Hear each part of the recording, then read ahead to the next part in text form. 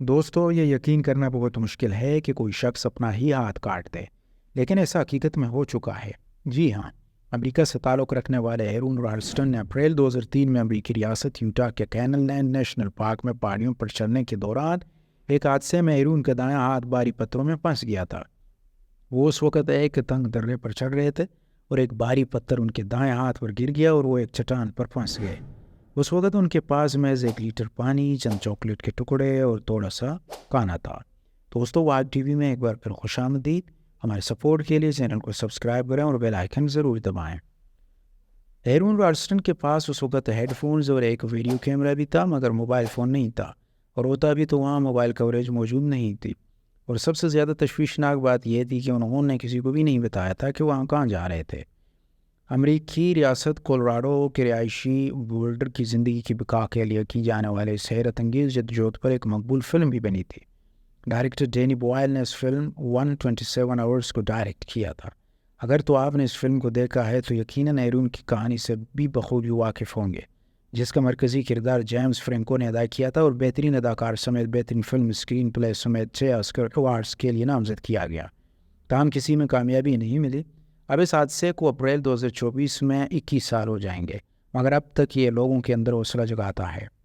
اس واقعے سے 1 سال قبل ایرون رالسٹن نے اینٹیل کی ملازمت چھوڑ کر کولوراڈو کی تمام 14,000 فٹ سے زیادہ بلند چوٹیوں کو سر کرنے کا فیصلہ کیا۔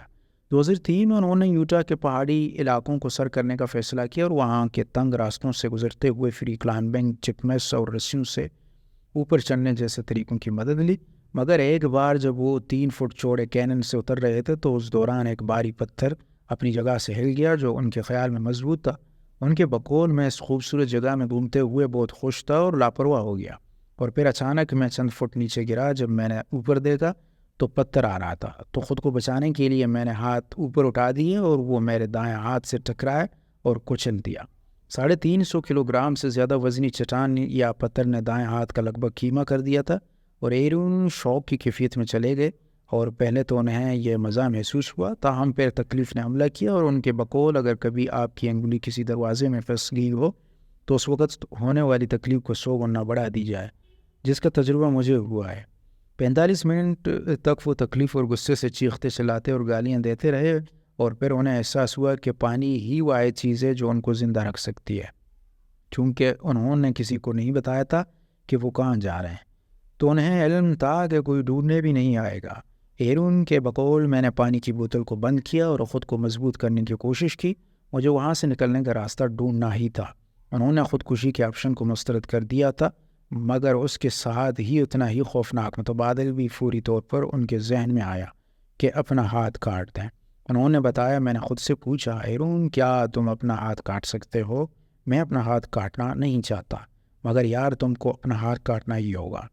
تو اس وقت وہ حوصلہ نہیں کر سکے اور مسلسل 2 دن تک اپنی جیبی چاقو سے چٹان کو اٹھانے کی کوشش کرتے رہے، پھر ہار مان لی۔ انہوں نے اپنا چاقو ہاتھ پر رکھا اور اس وقت انکشاف ہوا کہ اس کی دھار کند ہو چکی ہے، یہاں تک کہ اب اس سے بال بھی کٹ نہیں سکتے۔ انہوں نے سوا کہ وہ چاقو کو آری کی بجائے بگدے کی طرح استعمال کر کے ہاتھ کو کاٹ ڈالے، تاہم کوئی فائدہ نہیں ہوا۔ 5ویں دن ایرون نے تسلیم کر لیا تھا کہ وہ مرنے والے ہیں اور یہی جگہ ان کی قبر ہوگی۔ اس وقت جسم کو پانی کی کمی کا سامنا ہو چکا تھا، جبکہ بھوک اور 3 سینٹی گریڈ درجہ حرارت کے نتیجے میں ان کے سامنے وہم ابھر رہے تھے۔ انہوں نے ایک چھوٹے لڑکے کو دیکھا اور ان کا کہنا تھا، میں نے خود کو دیکھا تھا جو اس بچے کے ہاتھ کھیل رہا تھا، میرا دایاں ہاتھ نہیں تھا۔ وہ مجھ سے کہتا ہے کہ ڈیڈی کیا آپ ہم کھیل سکتے ہیں؟ اس کی شکل مجھے بتا رہی تھی کہ وہ میرا بیٹا ہے اور یہ میرا مستقبل ہے۔ تو مجھے یقین ہو گیا کہ مشکل وقت ختم ہونے والی ہے۔ اگلی صبح اشتعال اور مستقبل کی جھلک کے بعد خود چٹان سے ٹکرا گئے تاکہ ہڈیاں ٹوٹ جائیں، اور اس کے بعد کام آسان ہو گیا۔ اس وقت آواز تو خوفناک آئی، مگر ان کو خوشی ہوئی کیونکہ وہ ذہنی طور پر ہاتھ کو الوداع کہنے کے لیے تیار تھے۔ ان کے بقول، یہ تمہیں مارنے والا ہے، اس سے نجات حاصل کر لوں ایرون، یہ اب میرا ہاتھ نہیں رہا۔ جب میں نے چاقو اٹھایا تو ذہنی طور پر تیار تھا۔ گوشت کو ہاتھ سے الگ کرنے میں 1 گھنٹہ لگا، جو بہت تکلیف دہ تھا، مگر میں اندر سے خوشی بھی محسوس کر رہا تھا۔ ہاتھ الگ کرنے کے بعد انہوں نے تخمینہ لگایا تھا کہ طبی امداد کے اصول میں کم سے کم 10 گھنٹے لگ سکتے ہیں، اور جریان خون سے موت واقع ہو سکتی ہے۔ تاہم کلائمبنگ کٹ کے ٹکڑوں کو انہوں نے اپنے ارد گرد لپیٹا اور کسی طرح 65 فٹ کی پہاڑی پر چڑھنے میں کامیاب ہو کر اس جگہ سے باہر نکل آئے۔ خوش قسمتی سے وہاں 3 ڈچ سیاح موجود تھے جس سے ان کو پانی ملا اور طبی امداد کے حصول کو ممکن بنایا۔ زندگی بچانے کے اس تجربے پر انہوں نے کتاب بھی تحریر کی جو بہت زیادہ مقبول ہوئی اور بعد میں اسی پر فلم بھی بنی۔ ہیرون کے مطابق اس سبق سے مجھے زندگی میں لچک کی اہمیت کا احساس ہوا۔ یہ صرف مضبوطی کی ورزش نہیں بلکہ اس سے ذہن کشادہ ہوتا ہے اور احساس دلاتا ہے کہ مشکل وقت میں من تک ہمیشہ کام نہیں آتی بلکہ کچھ ہٹ کر کرنا ہوتا ہے۔ ہڈیوں کو عجیب طریقے سے توڑنا واقعی مشکل ہے، مگر یہ میرے اندر کی آواز بن گئی تھی کہ اپنی ہڈیاں توڑنی ہیں۔ اب ہیرون ماضی کے مقابلے میں بالکل مختلف ہے اور خود انحصار کی بجائے انہوں نے دیگر پر بھروسہ کرنا سیکھ لیا۔ خاندان اور دوستوں سے محبت اور تعلق نے انہیں زندہ رہنا سکھایا۔ انہوں نے اس سارے حادثے کو کیمرے میں محفوظ کیا تھا جیسا فلم میں بھی دکھایا گیا تھا، مگر ہیرون نے فیصلہ کیا تھا کہ وہ عوام کے سامنے اپنی ویڈیو کو شو نہیں کریں گے۔ تاہم فلم میں اس ویڈیو کے مختلف حصوں کو ہی ہو بہو نقل کی گئی ہے۔ اس حادثے کے بعد انہوں نے موٹیویشنل اسپیکر کے شعبے میں کیریئر بنایا تاکہ وہ دوسرے افراد کو سکھا سکے انہوں نے کیسی غلطیاں کیں اور کس طرح مشکلات پر فتح حاصل کی۔ دوستو، آج کی ویڈیو یہی تک تھی۔ اپنے رائے کا اظہار کمنٹ سیکشن میں دیجیے۔